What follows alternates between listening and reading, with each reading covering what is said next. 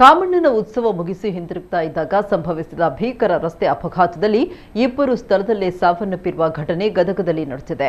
35 ವರ್ಷದ ಮುತ್ತಪ್ಪ ಸುಟಗೇರಿ, 36 ವರ್ಷದ ನಿಂಗಪ್ಪ ಎಳವತ್ತಿ ಮೃತ ದುರ್ದೈವಿಗಳು. ಇನ್ನುಳಿದ 8 ಜನರ ಪೈಕಿ ಇಬ್ಬರ ಸ್ಥಿತಿ ಚಿಂತಾಜನಕವಾಗಿದೆ.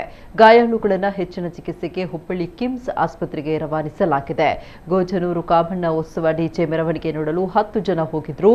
ಡಿಜೆ ಉತ್ಸವ ಮುಗಿಸಿ ಬೆಳಗಿನ ಜಾವ ಬರುವ ವೇಳೆ ನಿದ್ರೆ ಮಂಪರಿನಲ್ಲಿ ವಾಹನ ಮರಕ್ಕೆ ಡಿಕ್ಕಿಯಾಗಿದೆ. ಚಾಲಕನ ಅಜಾಗರೂಕತೆಯಿಂದ ಈ ದುರ್ಘಟನೆ ನಡೆದಿದೆ. ಅಪಘಾತದ ಪರಿಣಾಮ ಟಾಟಾ ಏಸ್ ಗೂಡ್ಸ್ ವಾಹನದ ಮುಂದಿನ ಭಾಗ ಸಂಪೂರ್ಣವಾಗಿ ಹಾನಿಗೊಳಗಾಗಿದೆ. ಪೊಲೀಸರು ಸ್ಥಳಕ್ಕೆ ಭೇಟಿ ನೀಡಿ ಪರಿಶೀಲನೆ ನಡೆಸಿದ್ದು ತನಿಖೆಯನ್ನು ಆರಂಭಿಸಿದ್ದಾರೆ.